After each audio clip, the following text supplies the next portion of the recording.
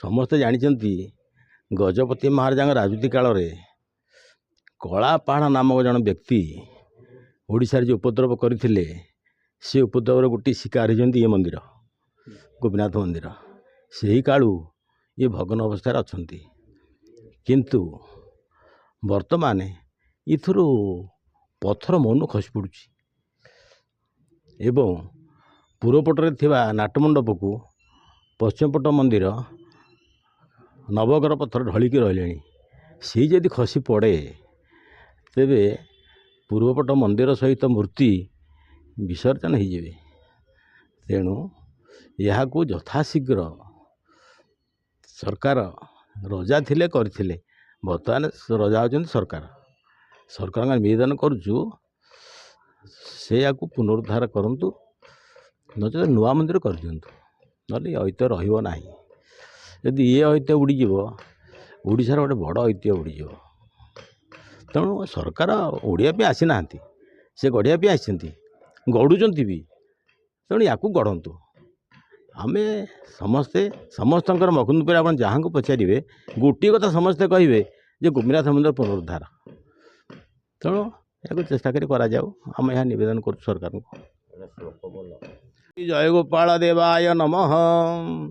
ଓಂ ଫୁଲେନ୍ଦୀ ବରକାନ୍ତି ମିନ୍ଦୁର୍ବଦନଂ ବରହାବତଂ ସମ୍ପ୍ରିୟಂ ଶ୍ରୀବତ୍ସାଙ୍କମୁଦାର କୌସ୍ତୁଭଧରଂ ପୀତାମ୍ବରଂ ସୁନ୍ଦରಂ ଗୋପୀନାଂ ନୟନୋତ୍ପଳାର୍ଚିତତନୁଂ ଗୋପସଂହାବୃତಂ ଗୋବିନ୍ଦಂ କଳବେଣୁବାଦନପରಂ ଦିବ୍ୟାଙ୍ଗଭୂଷଂ ଭଜେ।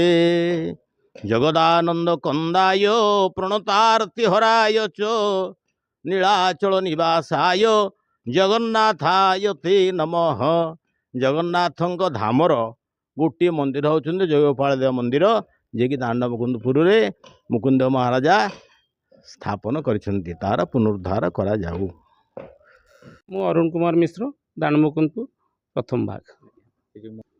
ମନ୍ଦିର ବର୍ତ୍ତମାନ ଜରାଜୀର୍ଣ୍ଣ ଅବସ୍ଥାରେ ପହଞ୍ଚିଛି। ପୁରାତନ ମନ୍ଦିର, ଯେଉଁ ମନ୍ଦିର 1566 ମସିହାରେ ଓଡ଼ିଶାର ଶେଷ ସ୍ୱାଧୀନ ରାଜା ମୁକୁନ୍ଦଦେବଙ୍କ ଅମଳରେ ଆରମ୍ଭ କରାହେଇଥିଲା। 68ରେ ତାଙ୍କର ଯୁଦ୍ଧରେ ଦେହାନ୍ତ ପରେ ମନ୍ଦିର ତ ସେଇଭଳି ଅବସ୍ଥାରେ ରହିଗଲା। ତା ଆଗରେ ଥିବା ଯେଉଁ ନାଟମଣ୍ଡପକୁ ମୁଖ୍ୟ ମନ୍ଦିର ଭାବରେ ଗ୍ରହଣ କରି ତା ଭିତରେ ବିଗ୍ରହ ପ୍ରତିଷ୍ଠା କରାହେଲା। ସେତେବେଳର ରାଣୀ ସେ ଆଣିଥିବା 2 ବ୍ରାହ୍ମଣ ପରିବାରଙ୍କ ଜରିଆରେ ୟାକୁ କରିଥିଲେ। ଏବେ ସମସ୍ୟା ହେଉଛି 1568ରୁ ଆଜିକି 2025 ମସିହା ଯେତେ ଦିନ ହେଲା ୟା ଭିତରେ ମନ୍ଦିରରେ କୌଣସି କାର୍ଯ୍ୟକ୍ରମ କରାହେଇନି। ନା ପୁନରୁଦ୍ଧାର ହେଇଛି, ନା ତାର ରକ୍ଷଣାବେକ୍ଷଣ ହେଇଛି, କିଛି ହେଇନି। ଜରାଜୀର୍ଣ୍ଣ ଅବସ୍ଥାରେ ସେମିତି ପଡ଼ିକି ରହିଛି। ସେଥିପାଇଁ ମନ୍ଦିର କ୍ରମବର୍ଦ୍ଧିଷ୍ଣୁ ବିଲୟ ହେବା ସହିତ ଆମେ ତାକୁ ଜଣାଉଥିଲୁ ବାରମ୍ବାର କରିକିରି ସରକାରଙ୍କ ପାଖରେ, ଏଣ୍ଡୋମେଣ୍ଟ କମିଶନର ପାଖରେ, ଭାରତୀୟ ପ୍ରତ୍ନତାତ୍ତ୍ୱିକ ସର୍ବେକ୍ଷଣ ସଂସ୍ଥାକୁ ମଧ୍ୟ ଜଣାଇଥିଲୁ, ଲୋକପ୍ରତିନିଧିମାନଙ୍କୁ ଜଣାଇଥିଲୁ, କିନ୍ତୁ କାର୍ଯ୍ୟ ଶୂନ୍ୟ। ଏଥିରେ ସେମାନେ କୌଣସି ପଦକ୍ଷେପ ନେଲେନି, ଯାହାଫଳରେ ଏ ମନ୍ଦିର ବିଘଟିତ ଅବସ୍ଥାରେ ଆସି ପହଞ୍ଚିଛି। ବର୍ତ୍ତମାନ ପରିପ୍ରେକ୍ଷୀରେ ଆପଣ ଦେଖିବେ ଯେ ଇଏ 7-8 ଦିନ ଭିତରେ ପୁଣି ସେ ମନ୍ଦିରରୁ ପଥର ଖସିଛି ଏବଂ ମନ୍ଦିରର ଆଗରେ, ପୁରାତନ ମନ୍ଦିର ତା ଆଗରେ ଥିବା ନବଗ୍ରହ ମୂର୍ତ୍ତି ପଥର ଖଣ୍ଡ, ତା ଉପରେ ଦାବି ହୋଇ ରହିଥିବା ପ୍ରାୟ 100-120 ଟନ୍ରୁ ଉର୍ଦ୍ଧ୍ୱ ଓଜନର ପଥର, ଯିଏକି ଢଳି ରହିଛି ଏଇ ନାଟମଣ୍ଡପ ଆଡ଼କୁ।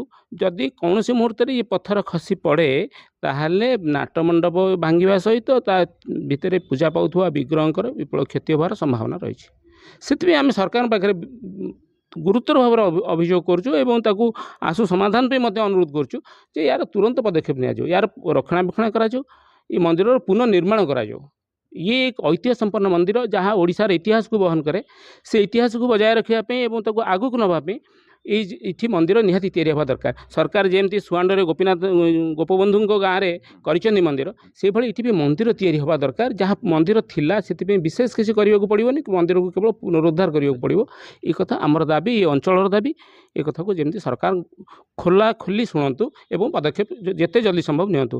ନାହିଁ ତ ଏଠି ଗୋଟେ ଅସୁବିଧା ହେବ କ'ଣ ନା ଏକ ତ ମନ୍ଦିରର କ୍ଷତି ହେବ, ତା ସହିତ ଯାତାୟାତ କରୁଥିବା ଲୋକ, ପର୍ଯ୍ୟଟକ ଏବଂ ଦର୍ଶକ ଇଏ ସମସ୍ତଙ୍କର କେତେ ନା କେତେବେଳେ ଧନଜୀବନ ହାନିର ସମ୍ଭାବନା ଉପୁଜିବ।